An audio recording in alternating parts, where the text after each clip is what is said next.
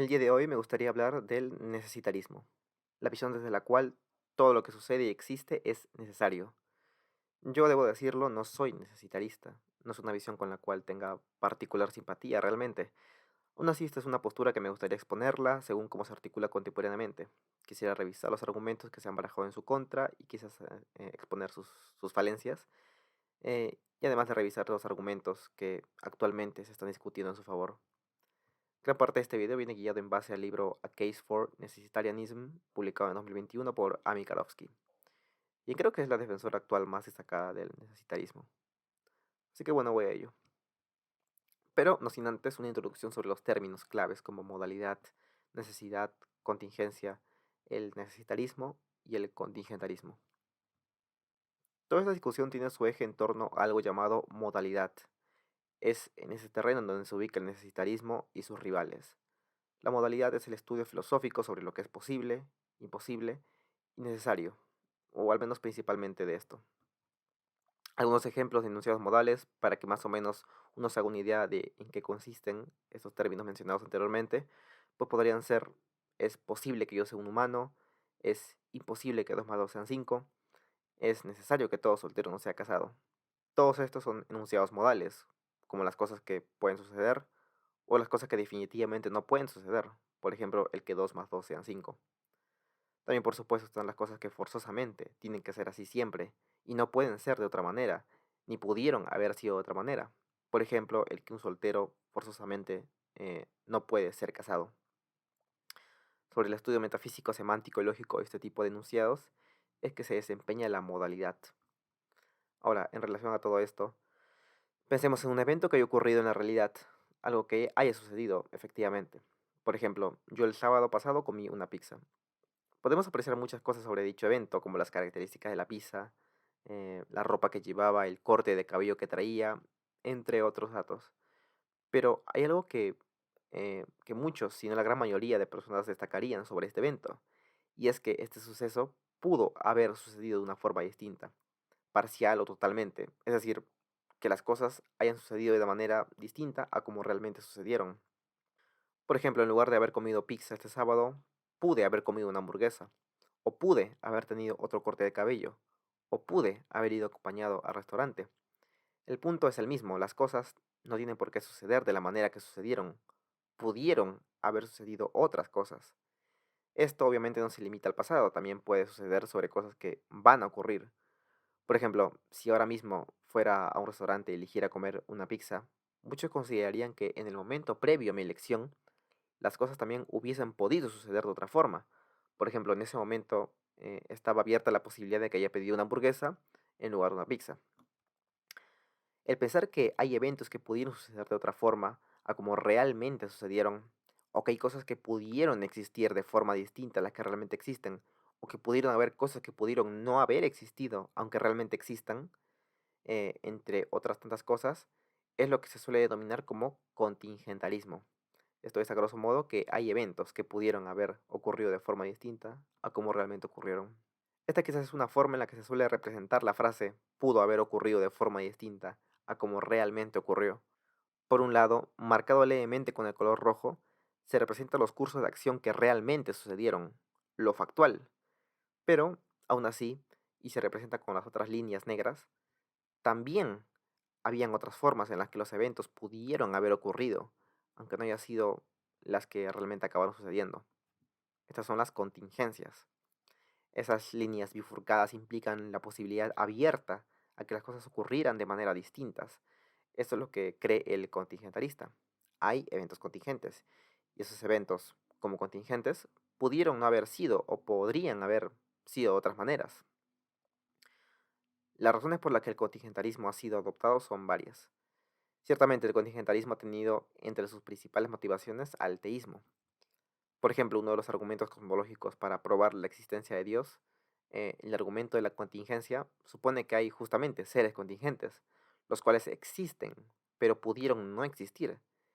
Y dado que no es posible que cada ser contingente sea explicado completamente a partir de otro ser contingente infinitamente, por lo tanto existe un ser necesario, que no pudo no haber existido, el cual explica a todos los seres contingentes.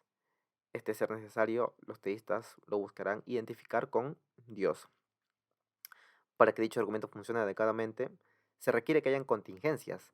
Esto porque si el universo fuera necesario y cada evento y entidad del mismo universo fuera necesario también, incluso si hay una regresión finita de necesidades, o infinita incluso, pues no habría necesidad de postular un ser sobrenatural que también sea necesario para explicar todo esto, dado que lo que es necesario simplemente no requiere de explicación alguna. Eso sería tan absurdo como preguntarnos qué explica la existencia de Dios. Asumiendo que Dios es necesario, la pregunta simplemente carece de sentido. Lo mismo con el universo. Si todo fuera necesario, no se requiere de nada que explique su existencia, y Dios quedaría descartado por simplicidad. Otras motivaciones del teísmo para el contingentarismo son, por ejemplo, para preservar la libertad creativa de Dios. Usualmente se piensa que la acción creativa de Dios, como un evento contingente, pudo haber sido de otra forma. Por ejemplo, Dios pudo haber creado un mundo totalmente distinto al actual, o pudo simplemente no haber creado nada. Sin embargo, si todo es necesario, entonces ni siquiera la acción de Dios es contingente, quedando socavado su libertad de crear este mundo, o crear otro, o simplemente no crear nada. Y yo también agregaría que si todo es necesario, de hecho, no solo la acción de creación de Dios sería necesaria, sino que toda acción divina sería necesaria. Quedaría completamente eliminada la libertad divina. Esto es problemático para un teísta porque el teísta suele concebir a Dios como un ser libre, tanto como para crear como para cualquier otra decisión que tome. Aún así, por supuesto, el contingentarismo también ha tenido motivaciones independientes del teísmo. Quizá la más clara es que es evidente. Parece ser evidente que hay cosas que pudieron haber sido de otra forma completamente distintas a como realmente fueron. Es quizás algo de sentido común para la mayoría, y esto los hace motivarse a adoptar algún grado de contingentarismo. Habiendo entendido qué es el contingentarismo, vayamos a la otra cara de la moneda, el necesitarismo. En contraste al contingentarismo se encuentra el necesitarismo, el cual señala que nada es contingente. Es la negación del contingentarismo. Nada pudo haber sido de otra forma como fue, y nada podrá ser diferente a como realmente será. En otras palabras, todo es necesario. Eso es el necesitarismo. Pensar que ningún evento puede ocurrir de forma distinta a como realmente ocurre. Todo lo que ocurre y todo lo que hay es necesario. Para cada evento, por ejemplo, y volviendo al caso anterior, como comer una hamburguesa en lugar de una pizza, debe ser de esa forma y solo puede ser de esa forma. Así como 2 más 2 debe ser 4 y solo 4. Es decir, que si voy a un restaurante y pido una hamburguesa en lugar de una pizza, el que yo haya pedido una pizza en lugar de una hamburguesa es todo lo que podía suceder. La única posibilidad abierta. Todo lo demás era totalmente imposible, de la misma forma en la que es imposible que 2 más 2 sean 8. Otras formas de ver al necesitarismo, otras formas de caracterizarlo, quizás sería señalando que nada es contingente, que todo lo actual es necesario, que es imposible que algo sea distinto a como es, que el único mundo posible es el mundo actual, o que el mundo es solo lo que es actualmente. Este gráfico con solamente una línea roja, el cual representa el único curso de eventos que podía ocurrir, a mi parecer representa bien lo que está intentando decir el necesitarismo. El necesitarismo implica que no está abierta la posibilidad a ningún evento a ocurrir de forma distinta a como realmente ha ocurrido. Todo lo que ocurrió es la única forma en la que podía ocurrir, y necesariamente debía ser así. Todo lo que ocurrirá también es la única forma en la que podía ocurrir, y necesariamente deberá ser así. Una aclaración rápida sobre lo expuesto hasta el momento. El necesitarismo no es igual al determinismo. El determinismo señala que, dadas las leyes naturales, cada evento está determinado a ocurrir de una forma específica por una causa también determinada. Conociendo las leyes naturales y todos los datos físicos, puedes predecir perfectamente toda la historia del universo.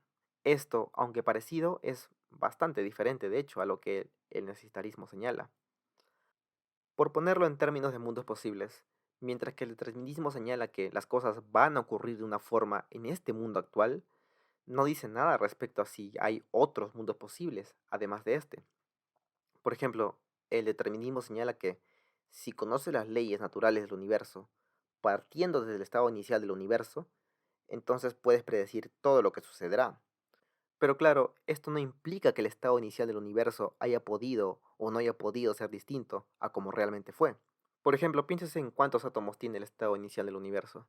Digamos que posee 50 átomos. Claramente esto es muy poco, pero es por poner algún número aleatorio.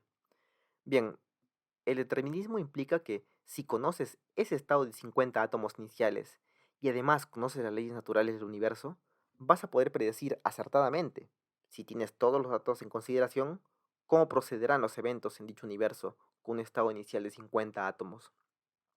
Eso señala el determinismo. Pero el determinismo no dice nada respecto de si el estado inicial del universo pudo haber tenido más de 50 átomos o menos de 50 átomos. Quizás el estado inicial del universo en otro mundo posible es muy distinto al nuestro y posee 68 átomos o 95 átomos o 500 átomos. Como digo, desde el determinismo solo no se dice nada al respecto. En cambio, el necesitarismo sí que se pronuncia al respecto. El necesitarista dice que todo lo actual es siempre necesario. Por lo tanto, si el estado inicial del universo tiene 50 átomos, realmente entonces es totalmente imposible que haya tenido 78 átomos o 95 o 500 átomos. Exactamente de 50 átomos sería necesariamente el estado inicial del universo.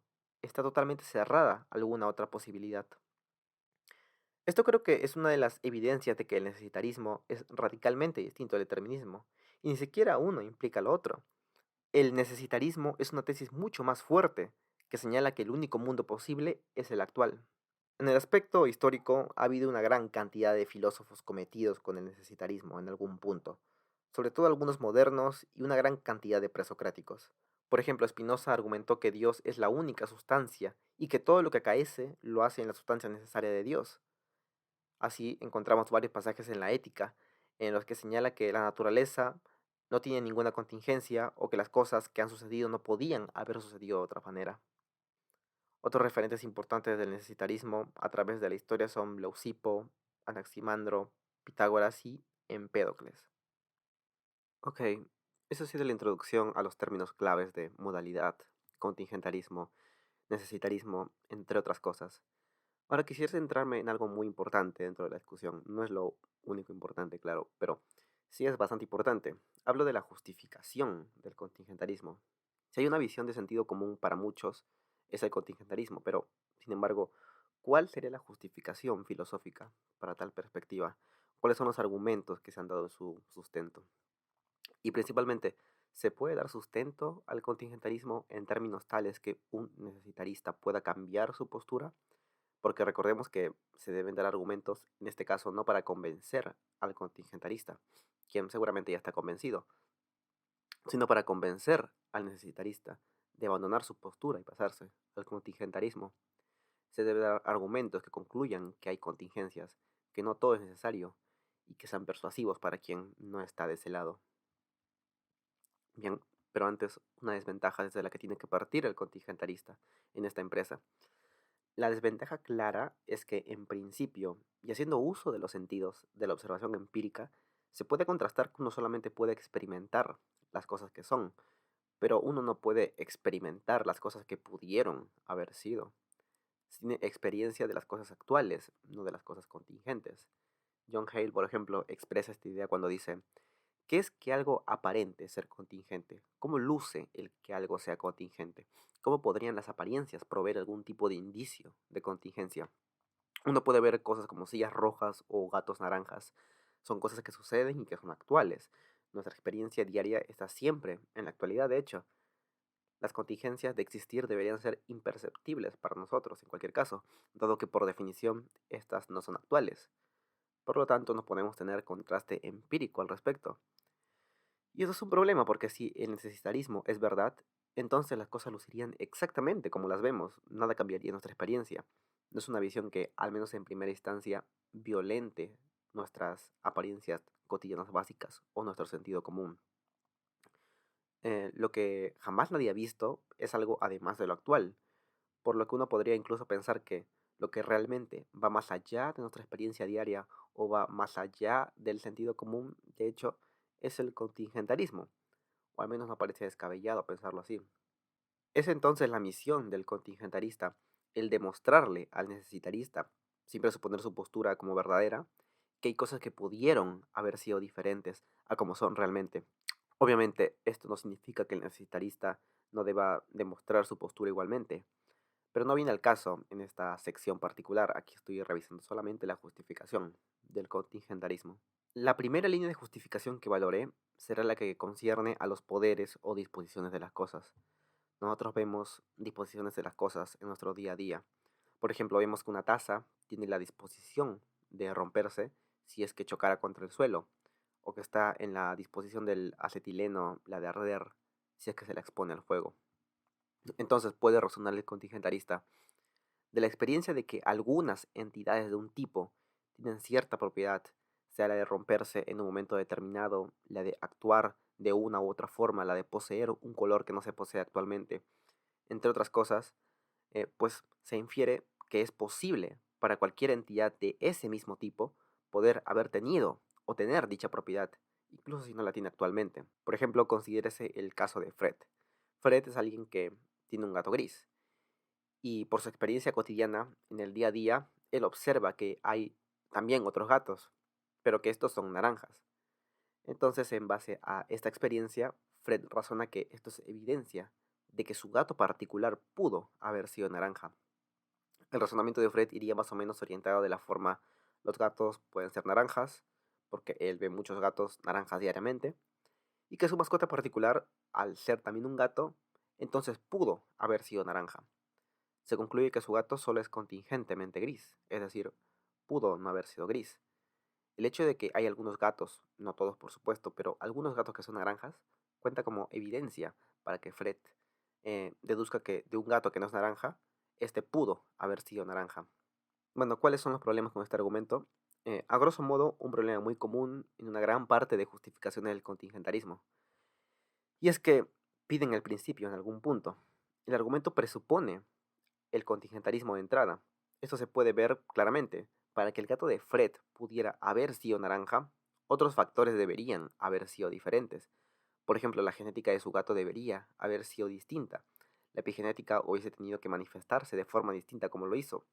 La exposición a ciertos eventos endocrino-prenatales durante la gestación hubiese tenido que cambiar a como realmente fue, para que se den las condiciones idóneas para que su pelaje sea naranja.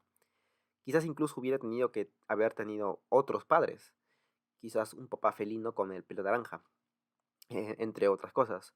Por lo que para que realmente haya podido ser un gato de distinto color, esto solo se puede concluir si es que se piensa que otros tantos factores físicos pudieron haber sido distintos también.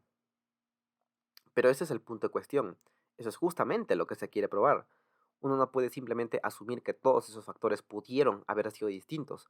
Uno debe demostrar que la contingencia es real y no simplemente pretender demostrarla valiéndose de otras contingencias. Esto es simplemente decirle al necesitarista que está errado desde el inicio y sin probarlo, cosa que no se puede asumir de entrada. Si dejamos de asumir que el contingentarismo es verdad de entrada, el argumento no prueba que un objeto que no ha instanciado ciertas propiedades puede haberlas instanciado. El argumento lo que prueba es que es posible que ciertas propiedades se junten con ciertos objetos o propiedades. Por ejemplo, en el caso de Fred, el argumento prueba solo que es posible juntar las propiedades de ser gato y ser naranja, sin obtener una contradicción lógica o metafísica. Prueba que es posible que un gato y el color naranja se junten sin problemas en la realidad. Pero esto no prueba que es que ese gato particular que no es naranja pudo haber sido naranja. Eso es algo que está más allá de los alcances del argumento, a menos claro que se presuponga el contingentarismo, cosa ilegítima en este contexto. Amigarovsky llama este razonamiento como la falacia de la instanciación existencial a la instanciación posible. Es esta idea de que del hecho de que una propiedad o un evento que se da bajo ciertas condiciones en otros momentos, se puede dar en un momento particular donde dichas condiciones pues no se han dado. Otra posible justificación del contingentarismo podría ser apelando a la imaginación. Uno puede imaginar que las cosas pudieron haber sido distintas. Yo puedo imaginar que el hijo irá al trabajo en la mañana, aunque realmente no haya ido. Esto evidencia que hay cosas que pudieron haber sido distintas. El argumento podría ir en los términos de La imaginación es un buen criterio de posibilidad metafísica, y puedo imaginar contingencias, cosas distintas a como son realmente, y que por lo tanto las contingencias son posibles metafísicamente. El problema, muy similar al anterior, la premisa uno está injustificada, al menos para el necesitarista. El necesitarismo ya implica que la imaginación no es un buen criterio de posibilidad metafísica. El necesitarista sostiene su postura incluso a pesar de que sabe que puede imaginar contingencias. El argumento solo funciona si es que se asume que el necesitarismo es falso de entrada. Pero esto es lo que se busca probar, y en este contexto eh, es ilegítima tal asunción. Si es que el necesitarismo fuera verdad, entonces la imaginación no es un buen criterio de posibilidad metafísica. Este argumento sigue sin ser persuasivo para el necesitarista. Otra justificación posible del contingentarismo tiene que ver con las probabilidades indeterministas. Esta es la idea de que poder cuantificar las probabilidades previas de que ciertos resultados se den evidencia que es posible que las cosas sucedan contingentemente. Una moneda de dos lados tiene 50-50 probabilidades de dar cara o cruz previo a su lanzamiento, y se podría pensar que esto indica que está, de cierta forma, abierto el futuro, abierto para dar cara o cruz. Timothy Williamson en Modal Science escribe: cuantificación explícita de probabilidades, por ejemplo, en el terreno de la interpretación estadística, presupone alguna forma de modalidad. Las probabilidades se asignan a todos los miembros de un campo de eventos, es decir, subconjuntos del conjunto de todas estas posibilidades. Es decir, cuantificar probabilidades permite aseverar propiedades modales. Negarlo, se podría señalar, implicaría el determinismo. El determinismo supone que, dadas las leyes naturales, es predecible todo el curso de la historia causal, pudiendo encontrar los efectos posteriores en causas anteriores. Un efecto indeterminista, como su nombre lo indica, carece de causa o no está determinado por una causa. Negar que haya probabilidad entonces nos cometería con esa postura. No sé si eso sea fatal para un necesitarista, pero si el necesitarismo implicara de cierta forma el determinismo, esto claramente reduciría su probabilidad de ser cierto. Esto porque el determinismo es una tesis claramente polémica. La cuántica podría apoyar este punto respecto a la plausibilidad del indeterminismo. Hace rato puse el caso de que unos dados con 50-50 de probabilidades de dar cara o cruz, pero es posible que la mayoría tenga en mente, cuando refiere a eventos indeterministas, al menos, es a cosas como la desintegración de un átomo de uranio o las fluctuaciones cuánticas. Por supuesto, hay interpretaciones de la mecánica cuántica deterministas, pero el punto es que es al menos plausible verlo de otra forma, desde una óptica indeterminista en este caso. Ahora, los problemas. El primer tipo de problemas que quiero señalar es concerniente a la carga de la prueba, y es que sigue sin probarse que ese evento, o resultado, o efecto con determinadas probabilidades previas de ocurrir pudo haber sido diferente, que pudo haber sido distinto. Es porque no basta con señalar que existían cierta cantidad de probabilidades previas. Por ejemplo, que un dado tenga 50-50 de dar chances de dar cara o cruz previo a ser lanzado. No basta con esto. Uno debe demostrar que lo que acabe sucediendo pudo haber ocurrido de otra forma. Y nuevamente surge el problema de la carencia empírica del contingentarismo. No tenemos forma de probar que algo que no ocurrió pudo haber ocurrido. Solamente tenemos experiencia de las cosas que han sucedido, pero no podemos experimentar el que hayan sucedido de otra forma. Y no, esto no prueba que no pudo haber sucedido de otra forma, pero no es el punto es que tampoco prueba que pudo haberlo hecho. El segundo problema, y el que creo que es el más grave de toda la cuestión, es que el necesitarista puede adoptar el determinismo o el indeterminismo sin complicaciones mayores. Por un lado, el necesitarista determinista podría adoptar la visión de probabilidad epistémica y no metafísica. Esto es decir que simplemente no conocemos lo suficiente para determinar qué sucederá en contextos con probabilidades distribuidas, pero que aún así esto no implica que no sucederán de una única forma determinada.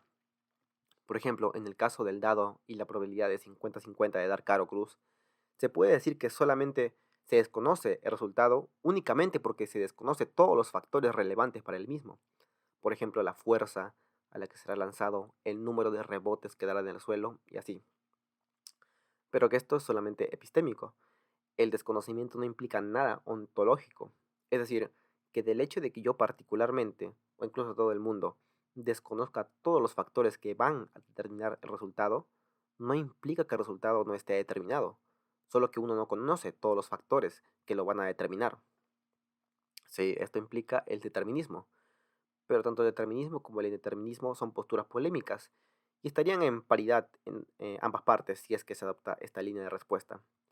El necesitarista estaría cometido con el determinismo, en todo caso, y el contingentarista estaría cometido con el indeterminismo.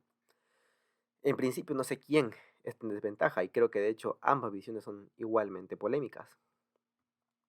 Pero, y lo que es más, el necesitarista no tiene por qué adoptar el determinismo.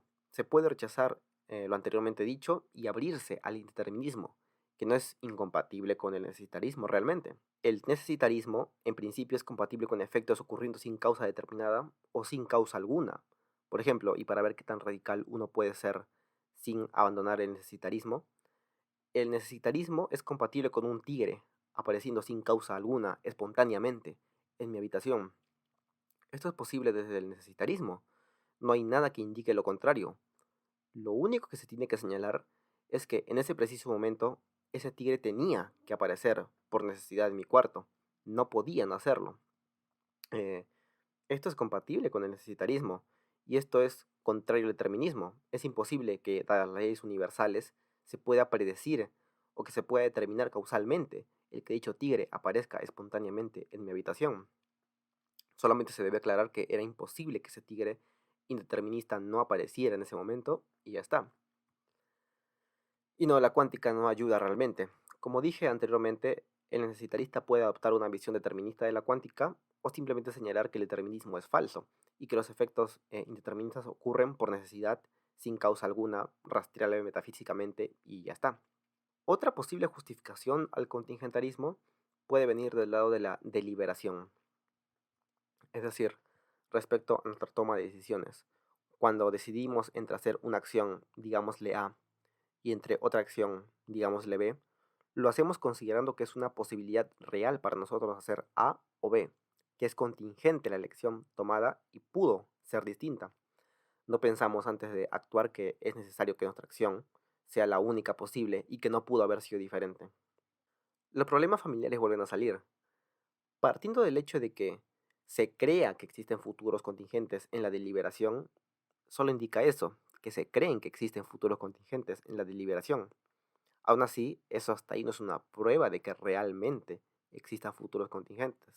En cambio, alguien que crea que la deliberación no requiere de un futuro contingente, por ejemplo, un necesitarista, pues no se verá persuadido por esta idea. Por ejemplo, uno puede apelar a una visión de la deliberación según la cual esta solamente es sopesar pros y contras en la que una acción determinada puede afectar al futuro posible y elegir la mejor en base a esto. Dentro de la deliberación solamente se requiere que nuestra decisión en base a dicha deliberativa sea capaz de afectar al futuro posible. Esto, por supuesto, es algo que el necesitarista ya acepta. Lo único que no acepta es que además del futuro que creamos, hay otros futuros posibles no actualizados. Pero como digo, ¿por qué este tendría que ser un condicional incuestionable para alguien que de entrada no cree que lo sea? La objeción solamente tiene fuerza para quien lo piense así, pero este no será el caso de un necesitarista. La objeción entonces, otra vez, no sería persuasiva para el necesitarista. Finalmente, y esta será la última justificación que voy a considerar, se encuentra el apelar al mismo discurso contingentarista como una evidencia del mismo. Con esto me refiero a que, dado que podemos hacer sentido del discurso contingentarista, tales como oraciones, enunciados o posiciones, pues esto indica que pueden haber contingencias en el mundo. Por ejemplo, considérese el siguiente contrafactual C. Se dice que si Fred no se hubiera perdido en el camino, entonces Fred hubiese llegado a tiempo. El contingentalista puede señalar que el contrafactual C tiene sentido claro y es obviamente verdadero. Tiene perfecto sentido, y que si es así es porque en algún punto debe indicar que realmente Fred, si no se hubiese perdido en el camino, entonces, a pesar de que no fue así, Fred hubiese llegado temprano. ¿Cómo podríamos hacer perfecto sentido de las contingencias? Sobre todo si tomamos en cuenta que, para el necesitarista, las contingencias son imposibles, tan imposibles como que el 2 más 2 sean 5, o que alguien dibuje un círculo cuadrado. ¿Es esto un buen argumento? Yo opino que no, y no por algo realmente muy distinto a todo lo demás revisado hasta el momento. El necesitarista puede señalar que C sigue sin proporcionarle razones para abandonar su postura. Y esto porque, evidentemente, si es contingentarista, entonces C tiene sentido. Pero esto solamente es así porque ya eres contingentarista. El contrafactual C, para un necesitarista, simplemente carece de sentido y no refiere a nada realmente posible. Uno no puede simplemente asumir que es posible las contingencias de entrada, y que dado que las contingencias son posibles, entonces C posee sentido y algún referente real. Esto es legítimo si es que la misión es proporcionar al que ya es contingentarista de razones para seguir siendo contingentarista, pero es ilegítimo si es que se pretende persuadir en algún punto al necesitarista. Este es un movimiento ilegítimo, al menos en este contexto. Además, y esto es algo abierto para el necesitarista, quizás se pueda entender por qué existe cierta intuición de la veracidad de C sin necesidad de que sea cierto que C sea verdad o que posea sentido leído literalmente. Por ejemplo, el necesitarista puede señalar que C parece evidente porque en nuestra experiencia hay una relación entre perderse y llegar tarde. Vemos que cuando alguien se pierde, usualmente lo que sucede es que también llega tarde. De ahí es que formamos una proposición más general, por ejemplo la de C1, la que señala que, usualmente, aquellos que se pierden suelen llegar tarde. Pero, si esto es así, entonces podríamos tener una explicación de la intuición que quizás podría aquejar a algunos dentro del discurso contingentarista. Sí, pensamos que C posee sentido, porque en nuestra experiencia, cuando alguien suele perderse en el camino, lo solemos ver llegar tarde. Pero, y ese es el problema, esto no es más que una proposición general, que nos da la sensación intuitiva de que el condicional C posee sentido real. Pero, apelando a proposiciones o enunciados generales como C1, y no a casos particulares, acabamos pudiendo hacer sentido de la intuición compartida en el discurso contingentalista. Aún así, seguimos sin tener que movernos del necesitarismo, dado que nada de lo explicado depende de que existan contingencias, solamente depende de enunciados generales que pueden manchar nuestra intuición, pero que no las hacen ciertas en un sentido literal. Dado que las proposiciones o enunciados generales están abiertos al necesitarista, no tiene por qué haber ningún tipo de persuasión, ni siquiera intuitiva dentro del discurso contingentalista, que no pueda explicar el necesitarista de alguna forma u otra. Bien, eso fue todo el segmento de análisis de justificación del contingentarismo. Realmente estoy de acuerdo con la gran mayoría de respuestas desarrolladas hasta ahora. Todo esto nos conduce a que realmente no debería ser muy persuasivo el contingentarismo para alguien que no es contingentarista o que es necesitarista. Esto, insisto, no demuestra que el necesitarismo sea verdad, sino que demostraría en todo caso que no hay buenas razones para pasarse del necesitarismo al contingentarismo. Aún así, ¿qué razones puede haber para ser necesitarista? ¿Qué razones se puede dar para que alguien pase del contingentarismo al necesitarismo? Bien, en lo que queda expondré dos argumentos en favor del necesitarismo, uno basado en el colapso y otro basado en la simplicidad de la teoría. Ambos son sacados del libro de Amy Karofsky, A Case for Necessitarianism. Karofsky discute más argumentos, pero yo me limitaré a esos dos. Quizás en otro momento pueda exponer el resto de argumentos de forma más cómoda. Quiero aclarar que yo no estoy cometido con ninguno de estos argumentos. No estoy diciendo que sean exitosos, ni mucho menos. Solo quisiera presentarlos con fines expositivos, porque creo que son interesantes. Pero quisiera volver a recalcar que no soy necesitarista. El primer argumento es el argumento del colapso. El argumento está estipulado en las premisas que se ven en pantalla. Eh, este señala básicamente que toda entidad es contingente o necesaria. Lo que es contingente requiere de una explicación de por qué es así en lugar de otra forma o en lugar de no existir. La contingencia de una entidad no puede ser explicada por otra contingencia. Esto porque no puede haber una regresión infinita de contingencias o una contingencia bruta, es decir, sin explicación. La contingencia de una entidad no puede ser explicada por una necesidad. Esto porque lo que está arraigado a una necesidad es, por lo tanto, necesario. Por lo tanto, nada puede explicar la existencia de una contingencia. Por lo tanto, nada es contingente. Por lo tanto, todo es necesario. El necesitarismo es, entonces, verdadero. Dado que 4 y 5 son conclusiones de razonamiento, tenemos 4 premisas que requieren justificación y discusión. Brevemente intentaré explicar y dar sustento al menos a la mayoría de premisas envueltas dentro del argumento del colapso. De cualquier manera, estaré dejando en la descripción bastante literatura relativa al mismo para investigación de quien lo considere pertinente. La primera premisa señala que todo es contingente o es necesario. Esta premisa parece evidente. La contingencia y necesidad son exhaustivas. Son todas las categorías que hay, no hay un término medio. Algo es contingente si pudo haber sido de otra forma, y algo necesario si es la negación de lo contingente, es decir, si ese algo no pudo haber sido de otra forma. Son interdefinibles ambos términos. Es posible definir uno como la negación del otro, sin más. Entonces, lo necesario sería solo la negación de lo contingente, y dado que entre una proposición y su negación, entre A y no A, no cabe una tercera opción por principio de tercio excluso, pues, por lo tanto, entre algo contingente y no contingente, o sea, necesario, no hay una tercera opción. Todo es contingente o necesario. La segunda premisa señala que lo que es contingente requiere de una explicación de por qué es así, en lugar de otra forma o en lugar de no existir. Si algo fuera contingente y no requiriera de explicación, entonces sería una contingencia que ocurriría sin ningún tipo de razón o explicación. Una fuerte motivación para rechazar esto es porque quizás uno podría aceptar el principio de razón suficiente como un principio plausible, el cual señala que toda proposición contingente requiere de una explicación. Si se acepta el principio de razón suficiente o alguna variante de este, entonces esto proporciona en principio razón para pensar que aquello que es contingente requiere de una explicación de por qué existe en lugar de no existir o porque existe de una forma determinada en lugar de otra.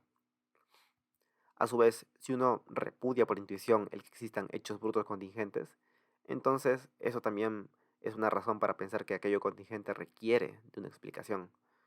Parece que quizás haya base para aceptar la segunda premisa en todo caso.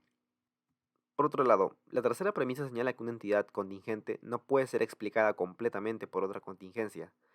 Esto porque no puede haber una regresión infinita de contingencias o porque no puede existir una contingencia bruta inexplicada. Esto quizás requiere una justificación mayor, pero por fines didácticos asumiré que es plausible esta premisa. Muchos filósofos contemporáneos creen que una regresión infinita de eventos contingentes, uno tras otro, es imposible, o al menos que dejaremos sin explicación algo en algún punto, solamente apelando a contingencias para explicar lo contingente. Por ejemplo, uno podría preguntarse, ¿qué explica la serie entera de eventos contingentes? Incluso asumiendo que es infinita, se puede decir que no se acaba de explicar algo solamente apelando a la contingencia. También muchos filósofos creen que no existen contingencias brutas. Todo esto me parece discutible, pero es plausible al menos que esté justificada la tercera premisa. La cuarta premisa señala que la contingencia de una entidad no puede ser explicada por una necesidad. Esto porque lo que está arraigado en una necesidad es, por lo tanto, necesario también. Esto se evidencia porque si una proposición P es necesaria y P implica otra proposición Q, entonces Q es necesaria. Esto es un axioma básico de varios sistemas plausibles de lógica modal como el sistema M. Por ejemplo, de las proposiciones, si mi perro es rojo, entonces la luna está hecha de queso. Si P es necesario y P siempre se da, dado que P implica Q, entonces Q siempre se da. Por lo tanto, Q también acaba siendo necesario. En este caso, si mi perro es rojo es una proposición necesaria en todos los mundos posibles y dicha proposición implica que la luna está hecha de queso, pues, dado que en todos los mundos posibles mi perro es rojo, acabamos obteniendo que la luna está hecha de queso también en todos los mundos posibles. Por decirlo de alguna forma, en un razonamiento de implicancia material, la necesidad del antecedente acaba contagiando su necesidad al consecuente. Por lo tanto, si algo es contingente y se fundamenta en algo necesario, entonces eso que asumíamos que era contingente es, de hecho, necesario, no contingente. Se mostraría entonces por qué no es posible que algo contingente sea explicado por algo necesario. Entonces se siguen las conclusiones. Lo contingente no puede ser explicado por lo contingente, y lo contingente no puede ser explicado por lo necesario. Por lo tanto, nada puede ser contingente, y todo acabaría siendo necesario. Finalmente, y cerrando la presentación de argumentos en favor del necesitarismo, está el argumento desde la simplicidad. Aquí lo que se pretende denotar es que si la simplicidad o la parsimonía es una virtud teórica, entonces el necesitarismo posee virtudes teóricas. Eh, Esto al ser más simple o parsimonioso. Usualmente eso también es conocido como la navaja de Occam, a la preferencia de la teoría más simple entre las teorías rivales. Analizaré tres formas de ver la navaja de Occam y mostraré cómo es siempre más simple el necesitarismo. La primera visión del principio de simplicidad está orientada a las entidades que se postulan. Lo que se señala es que entre teorías rivales debe ser preferida la teoría que menos entidades postula. Con eso en mente, ¿cuál es más simple? ¿El necesitarismo o el contingentarismo? Bueno, se puede señalar que el necesitarismo postula menos entidades al final de cuentas. El mundo actual del necesitarista y el contingentarista son iguales. Ambos poseen la misma cantidad de mesas, sillas, personas y así con todas las demás cosas existentes actuales. Pero el contingentarista además postula un número enorme, quizás infinito, de cosas que pudieron haber sido o de eventos que pudieron haberse dado. Postula un montón de cosas que no son actuales, de contingencias, eh, cosas que el necesitarista simplemente no postula. No podría querer escapar de esto señalando que no se debe contar entre las entidades postuladas a las entidades que no son actuales.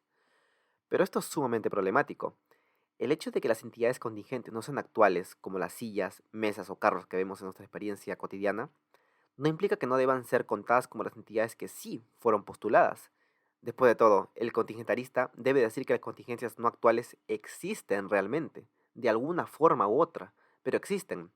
Si dijeran que simplemente no existen las contingencias, esto los relegaría al necesitarismo, o al menos tendrían que admitir que su postura es indistinguible del necesitarismo, quienes también dicen, en pocas cuentas, que las contingencias no existen. Por eso es que deben decir que existen en algún punto esas entidades, y por lo tanto postularlas. Quedaría entonces una visión quizás infinitamente más compleja, la del contingentarismo, si la comparamos con la del necesitarismo. Otra visión del principio de parsimonía podría decir que entre dos teorías rivales debe ser preferida la teoría que menos distinciones postule. Con esto en mente, ¿cuál teoría es la más simple? Bueno, parece ser que otra vez es el necesitarismo. Las distinciones dentro del necesitarismo, los conceptos empleados son menos como teoría de la modalidad en conjunto a la del contingentarismo. Para el necesitarista, lo existente, lo posible, lo real, lo actual, lo verdadero, lo que acaece, lo necesario, entre otras cosas, son todo lo mismo. El mundo para el necesitarista es lo que es y no hay más. Por su lado, lo inexistente, lo imposible, lo que no es actual, lo falso, lo que no acaece, lo contingente, etc., son lo mismo. Se ve entonces cómo el necesitarista solo requiere de distinguir entre lo que es y lo que no es. Habiendo hecho eso, no se requiere de más profundización en los conceptos. No pasa lo mismo con el contingentarismo. El contingentarismo debe distinguir entre una gran, enorme cantidad de cosas más para tener una teoría modal coherente y clara. Por ejemplo, debe distinguir entre lo que es una entidad actual y real de lo que es una entidad real no actual. Debe distinguir entre las propiedades esenciales o necesarias de las propiedades contingentes. Debe distinguir entre proposiciones posiblemente falsas, posiblemente verdaderas, necesariamente falsas, necesariamente verdaderas, contingentemente falsas.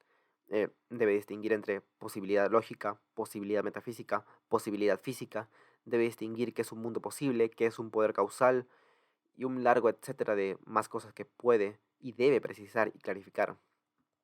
El contingentarismo requiere de estas y muchas más distinciones que el necesitarista no, evidenciando que la teoría más simple es, al final de cuentas, el necesitarismo. Finalmente está la visión de la parsimonía desde la cual, entre teorías rivales, debe ser preferida la teoría que requiera de menos asunciones. Con esto en mente, ¿cuál teoría es más simple? Nuevamente, todo parece indicar que es el necesitarismo. El contingentarismo debe asumir que las cosas pudieron haber sido distintas, que no todo puede ser necesario, que las cosas que pudieron haber sido son reales de alguna forma, que algunas proposiciones que pudieron ser verdaderas son falsas, que algunos eventos contrafactuales son verdaderos, que una teoría que permita contingencias es preferible a una que no, y así un largo etcétera de cosas más. Mientras que, por lo tanto, el necesitarista solo tiene que asumir que lo que es actual es todo lo que hay, y que lo que no es actual simplemente no es. Conclusiones. En conclusión, el necesitarismo es la visión de que todo lo que ocurre y existe es necesario. El contingentarismo es la visión que todo lo que ocurre y existe no es necesario, sino que hay contingencias. Se analizó argumentos en favor del contingentarismo y se mostró por qué ellos no tienen por qué ser persuasivos para alguien que no es contingentarista, por ejemplo, para un necesitarista. También se analizó argumentos en favor del necesitarismo, se presentó sus justificaciones comunes y todo esto en conjunto sirve para motivar en algún punto el necesitarismo y la importancia que tiene el discutirlo, y no simplemente descartarlo como una postura implausible de entrada. Esa fue la motivación completa de este video realmente. Y bien, eso es todo lo que tengo que decir por hoy. Esto es el necesitarismo, estos son sus argumentos en contra y a favor. Seguramente en un futuro retome este tema, pero de momento es todo lo que tengo para decir.